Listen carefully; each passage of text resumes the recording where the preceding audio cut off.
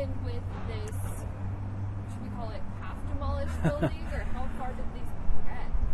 Yeah, so it sounds like over the weekend there was a demolition crew that actively started demolishing the building. One of our city employees actually was driving by yesterday early afternoon and witnessed the demolition happening and called two of our historic preservation planners, who those two were out there rather quickly and confronted the crew that was doing the demolition, asked them if they had permits. They knew they didn't because they had already searched and checked, and they claimed that they had a permit, and they were like, well, we looked, you don't, and they got in a truck and drove away. And so that's how we found out about it. And then we had several other city employees go by yesterday and this morning to document what happened and start working on what enforcement actions the city can take. So did Ken secure the site yesterday? So it's the property owner's responsibility to secure the site. And I know our building services division is working with the property owner. If the property owner decides not to, then the city does have the ability to secure it with construction fencing to protect what's there, but also to keep the public safe and avoid, try to reduce trespassing and anyone, going onto the property and stealing any of the historic material that might be there. Who's responsible for this? Who ultimately was supposed to get permission? Who did this without authorization? Yeah, ultimately the property owner is always responsible to make sure that all permits for any activity that may be happening on their property are obtained and the requirements are followed. And so in this case, there were no permits for demolition. There's been no development plans submitted to the city. And so it appears as though the property owner has not started the official process of getting approval to even demolish the building or make changes to the site. Have you talked to them? What's their excuse? I personally have not talked to them. I know people in building services have this morning, and I'm not fully aware of what rationale or explanation's been given.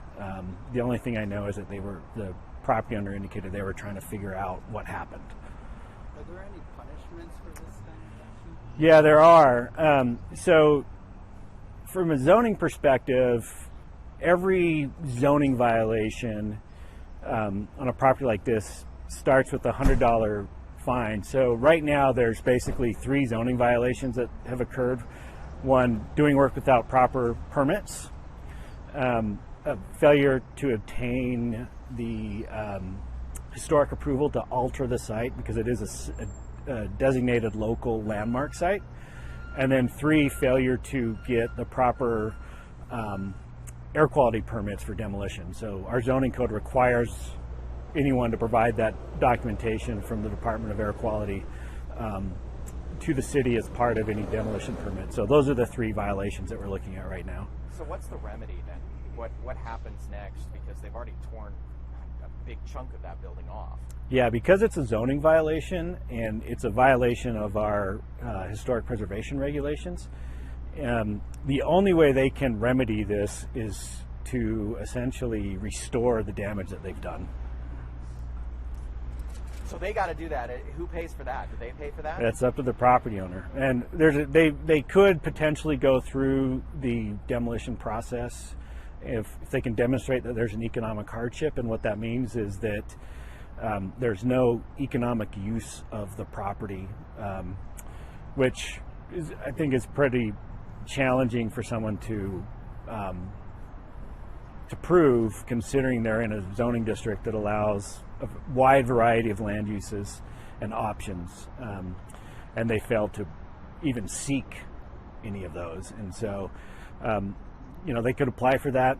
I would be surprised if they were successful in it. Do they get fined? What's the fines? Is there anything else that the city does? Yeah, so I talked about the zoning fines. There's also fines associated with the building permit process, and so those will be looked at as well. What are they? How much are we talking? The fine, I think, for the building permit is double the permit cost, which is based on the valuation of the project. So that would be determined as they submit whatever documentation they need to submit. So knowing there were no permits and knowing that they attempted demolition in the morning on Easter, does the city find anything suspicious with this, nefarious? What are your thoughts? They attempted this on Easter Sunday morning. I will say that the perception isn't good. I mean, we look at that. I think just the fact that somebody who's a known developer in the city had crews that they hired out demolishing a building on a weekend without permits, to us is enough that it certainly destroys whatever trust the city has in issuing permits to that individual and following through. So we'll work on with the developer on next steps and going from there. Our understanding is that this is a historical building, and it was not only protected nationally but also by the city. Is that right? So that's correct. The local designation means that as a landmark site, that any change to that property has to be reviewed and approved by the city. So that could be through the planning office at a staff level or a historic landmarks commission, depending on the scope. The national designation doesn't provide any protections to historic buildings. Only the local designation can do that. The national designation is really more uses incentives to promote the preservation of historic buildings. But on the city level, this might have required public comment to go through. Is there a whole process? Oh yeah, to demolish a landmark site, there's a public process that's involved with that.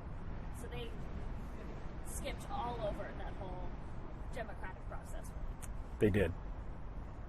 A local landmark site could still be demolished if it went through that process, though. Right? Potentially, if they can demonstrate there's that economic hardship, but that's the only way.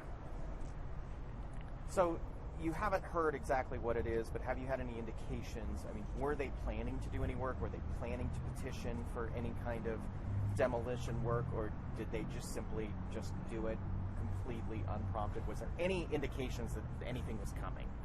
We have met with the developer or a previous owner, I believe, with some people who wanted to utilize the existing building and put a use in there.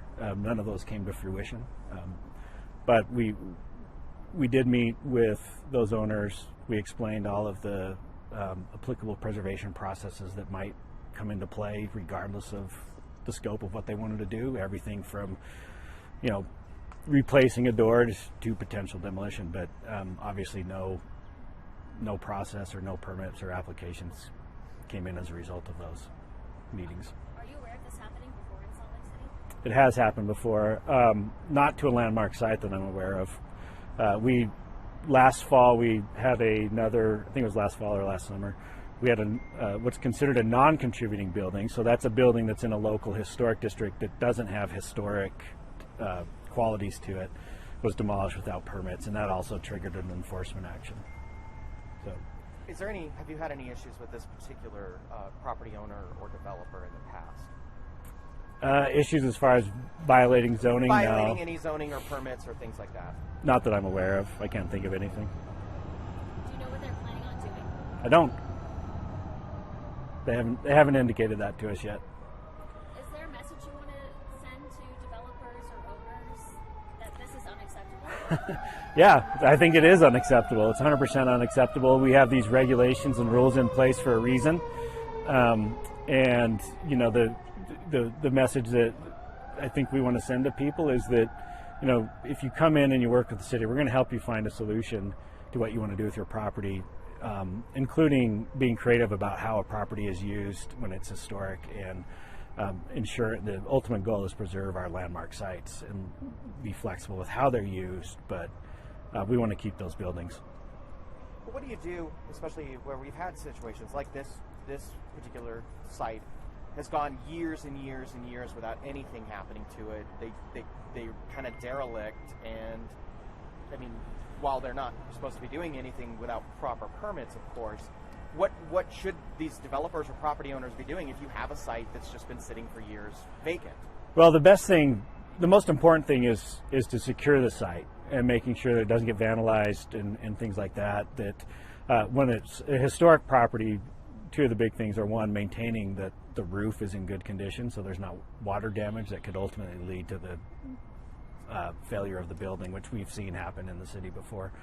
And then two is making sure those windows and doors are secured, so that there's not that vandalism and trespassing that occurs.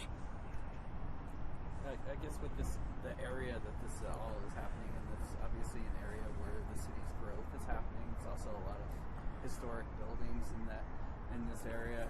Are you, I guess, nervous that this could trigger more incidences like this?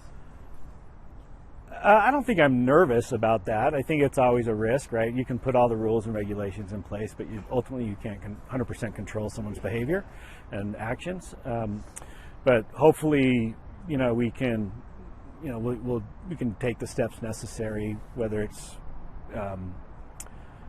increasing the severity of the violations and other actions, which we actually have something pending in front of the city council right now for that. But to send the message that we're not, as a city, these buildings are really important to us, and we're not going to tolerate people working outside of the process to obtain the proper approvals.